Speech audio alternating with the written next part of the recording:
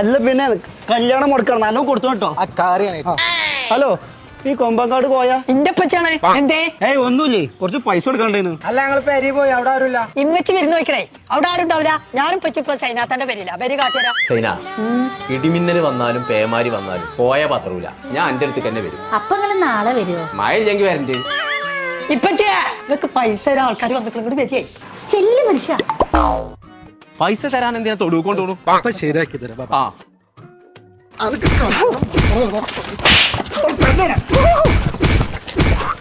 നിർത്തി നിർത്തി നിർത്തി.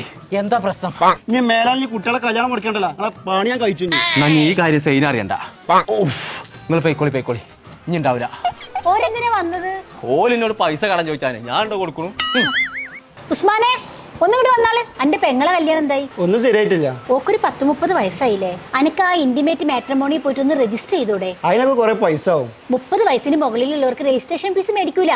പിന്നൊരു കാര്യം, എത്തിയും കുട്ടിയാണെങ്കിലേ ഒരു ഫീസേ മേടിക്കൂല. നീ വേഗം പോയിട്ട് ആ ഇന്റിമേറ്റ് മാട്രിമോണി പോയി രജിസ്റ്റർ ചെയ്ത്. എന്നായിക്കോട്ടെ. ചെല്ല്. ചങ്കള നമ്മൾ ഇപ്പോൾ ഉള്ളത് കേരളത്തിലെ നമ്പർ 1 ആയ ഇന്റിമേറ്റ് മാട്രിമോണിയിലാട്ടോ. അപ്പൊ ഇനി മുതൽ കല്യാണം ശരിയാവായിട്ട് ടെൻഷൻ അടിച്ച് നടക്കണ്ട കേട്ടോ. 23 വർഷത്തെ പാരമ്പര്യം, 22 ബ്രാഞ്ചുകൾ, 500-ലധികം സ്റ്റാഫുകൾ, ഒറ്റ തവണ രജിസ്ട്രേഷൻ, വിവാഹം വരെ സർവീസ്. അപ്പൊ ഇനി ഒന്നും നോക്കണ്ട, ഇപ്പൊ തന്നെ വിളിച്ചോളി. നമ്പർ നമ്മൾ താഴെ കൊടുക്കുന്നുണ്ട്. അപ്പൊ എത്രയും പെട്ടെന്ന് ഇന്റിമേറ്റ് മാട്രിമോണിയിൽ ജോയിൻ ചെയ്തോളൂ.